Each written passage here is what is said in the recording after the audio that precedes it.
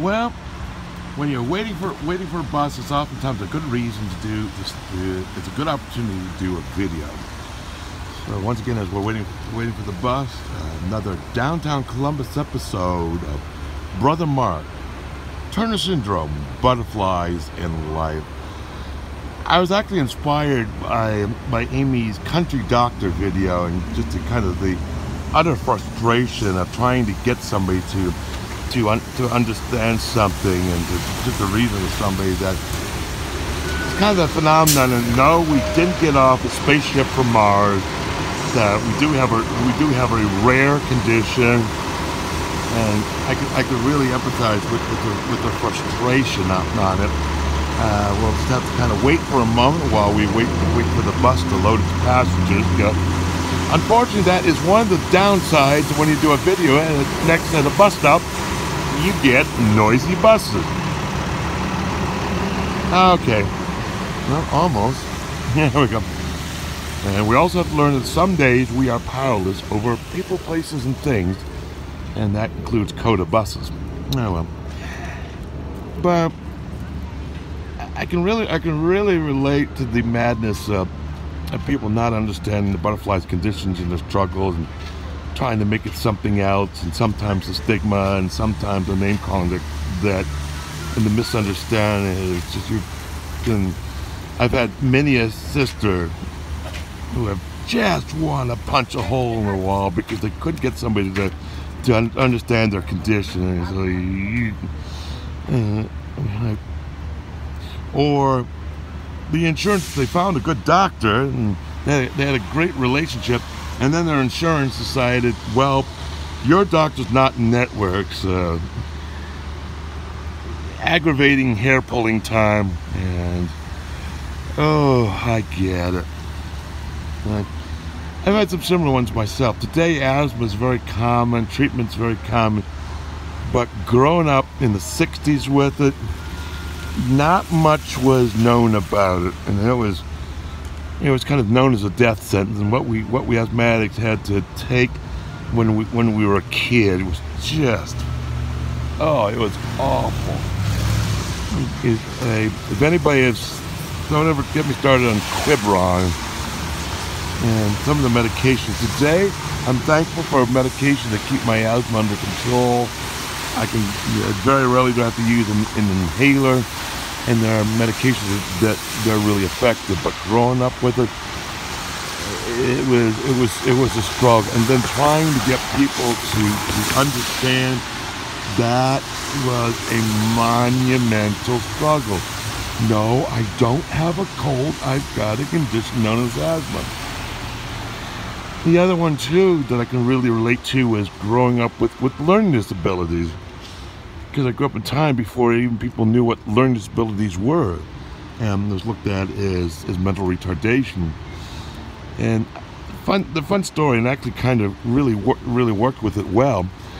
And that the particular story was during high school age, and was in one of the very first pioneering schools that dealt with learning disabilities in Massachusetts. And today it kind of evolved into the Corwin Russell School in Sudbury, Massachusetts. But I remember that when I was a student there, I would have probably made me the equivalent of 8th grade. There was a group of us, and kids with learning disabilities could be a little rowdy sometimes.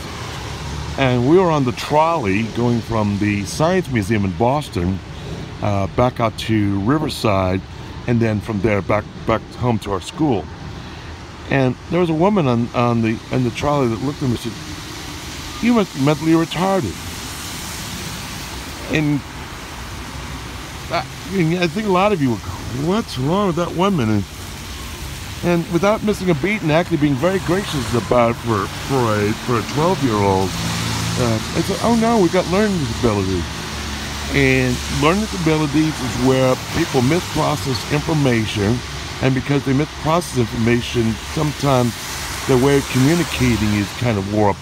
And I want to describe my auditory problems, and I want to describe, what it was like. And the woman said, it was an older woman, was actually quite apologetic.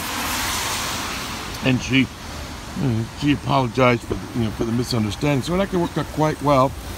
I was able to tell a little about myself. I was able to educate people about learning disabilities back in the 1970s, and even my teacher was just impressed with how well I handled it, and some of the other students were that were travelers were just really impressed with just how matter of fact and calm, cool, and collected.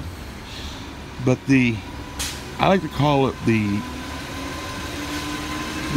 no, I didn't come off a spaceship from Mars routine, where people misunderstand stuff and sometimes out of ignorance, but it's still, there's been a lot of life struggles that I kind of get that strange look. So when a lot of butterflies complain, I can kind of smile and realize, we're kind of in good company there. And just another time of just misunderstanding was a case of a sister that worked in a retail establishment. I don't want to give it any more because I think I'd give that sister away.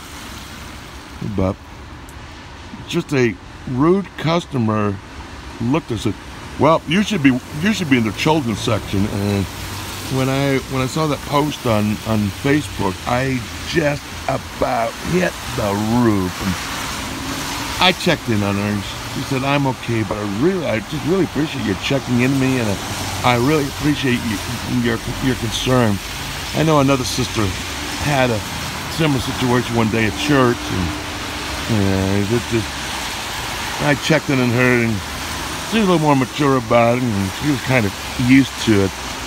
But sometimes that misunderstanding and misreading and trying to get people to understand, yes, there's a rare condition known as Turner syndrome. And no, we did not get off. We're not misfits. We're wonderful women. We've got talent. We're feisty. Sometimes we've got a great sense of humor, and we really have learned to have in spite of our condition, have learned to have a great outlook on life. And I've certainly had my struggles, and I've been able to kind of borrow from Isaiah: beauty for ashes, light for darkness, shame for grace. And that's just a wonderful thing about being a butterfly. It's not a half bad deal, and I've known some very fine women. But again, like Amy, it's a rare condition, and the sister's got to educate, and then if there's a few friends and a supportive brother who just wants to educate and advocate and just root on, sisters trying to keep their wings polished, hey, that's not a bad deal. Just some random thoughts. Take what you like, leave the rest, and hopefully my bus will come and it will be nice and warm, because right now there's kind of a really annoying chill rain. So something to think about, something to kind of laugh about, and as always, I'll talk to you later.